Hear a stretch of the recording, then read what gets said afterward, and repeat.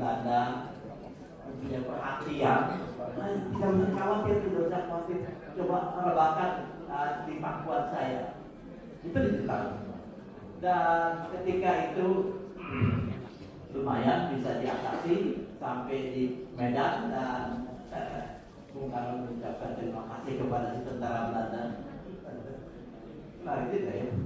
Dan mereka kemudian bersama-sama di Terus lagi kemudian pindah ke Papua. Ada peristiwa penting, yaitu ketika akan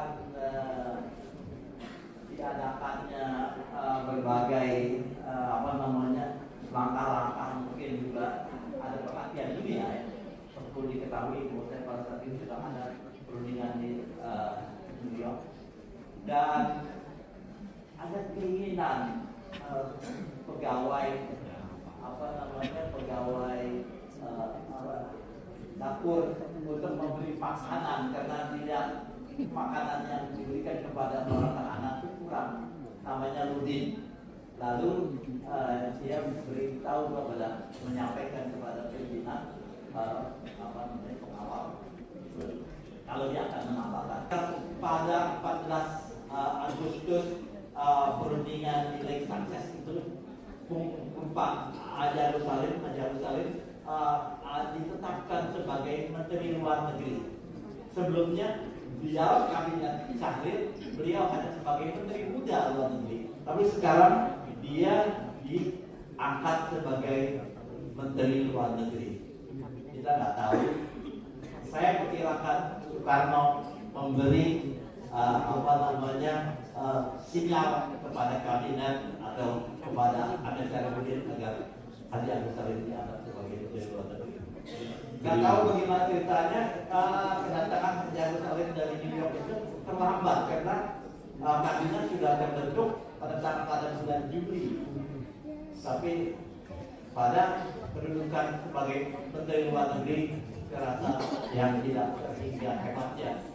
Beliau adalah Menteri Luar Negeri dan bisa dianggap sebagai salah seorang ketua delegasi perundingan TNI. Saya Hadi Nur Ramadan, Ketua Founder Rumah Sejarah Indonesia, Rumahnya Gagasan para Pendiri Bangsa. Alhamdulillah yang saya hormati semua para guru, keluarga besar, para pejuang, para pahlawan di Republik Indonesia. Saya ingat ungkapan kata-kata yang selalu dikutip oleh Haji Agus Salim. Dalam satu bangsa itu ada, kalau kata Ibnu Khaldun, yang pertama ada generasi pejuang, dan yang kedua ada generasi kritis sejarah, dan yang ketiga ada generasi pelajari sejarah, dan yang keempat ada generasi pengkaji sejarah. Dan saya kira acara hari ini sebagai salah satu untuk membangun ketahanan nasional atau ketahanan mental.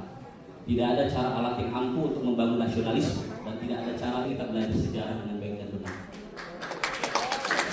Saya kira kalau tadi yang disampaikan oleh Bu Mutia, Pak Fasli, Pak Komarudin, dan Pak Ali, saya kira masih banyak anak-anak muda kita yang pernah buat riset penelitian.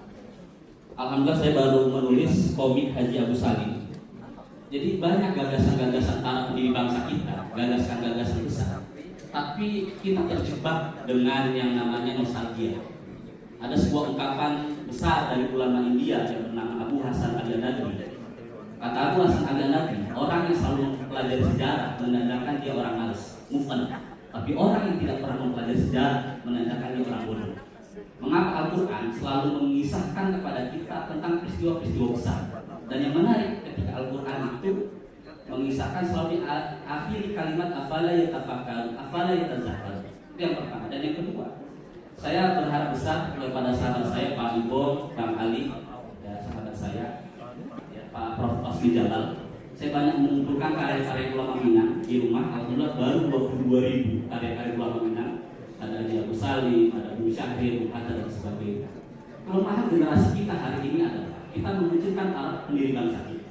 Oleh karena itu, saya yakin dan berharap yang pertama, kita harus menerjemahkan pikiran-pikiran Haji Agus Salim hari ini ke dunia global. Oleh karena itu, karena kalau Agus Salim mempunyai banyak bahasa, mengapa tidak kita menerbitkan karya-karya pikiran Agus Salim ke dalam bahasa Arab, bahasa Inggris, dan sebagainya. Itu yang pertama. Dan yang kedua, saya banyak mengumpulkan tulisan-tulisan Haji Agus Salim. Saya diskusi sama Ibom yang selama ini tidak ada dimasukkan dalam buku. Contoh misal, Pak Ibom selalu diskusi sama saya. Agus Salim ini kekuatan Agus Salim yang pertama tadi disampaikan oleh Forkomar. Ya.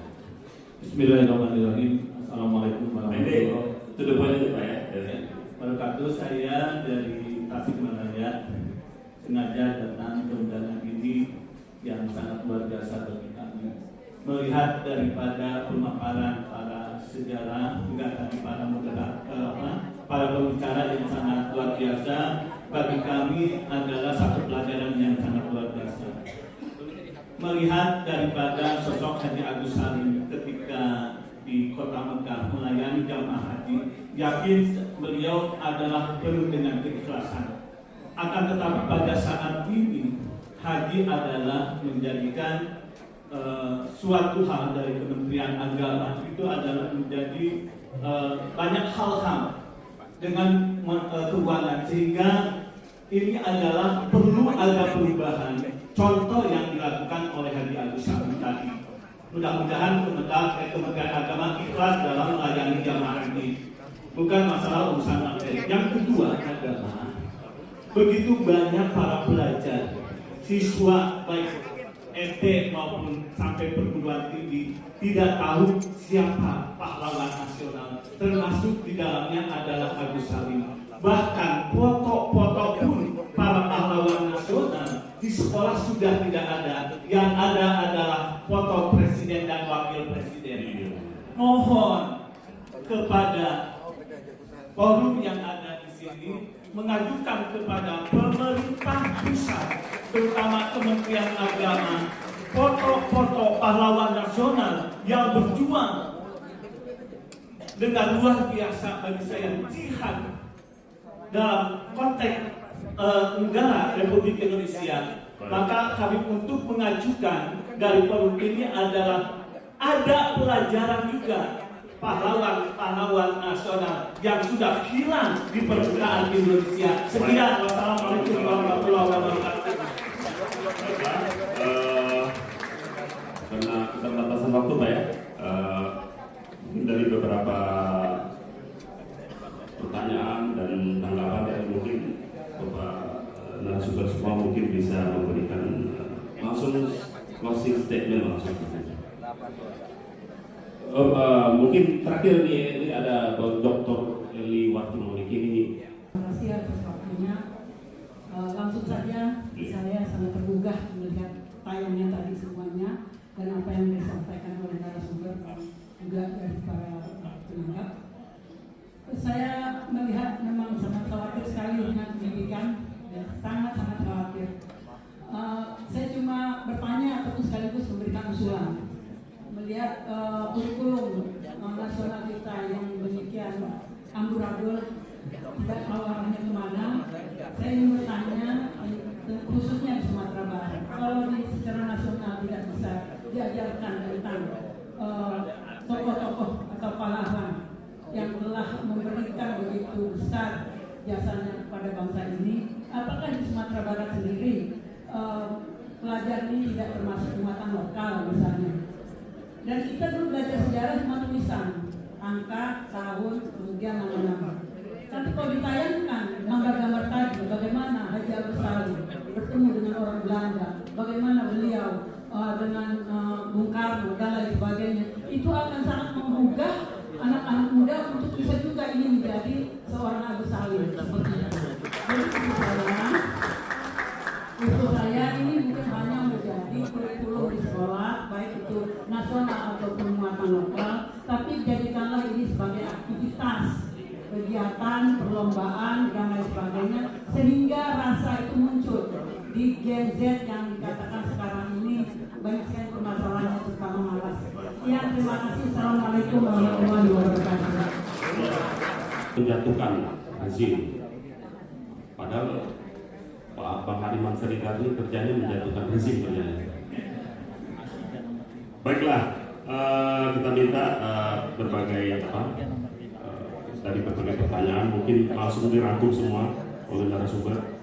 Tapi poin penting adalah bagaimana kita menghargai sejarah, bagaimana kita menghargai pahlawan.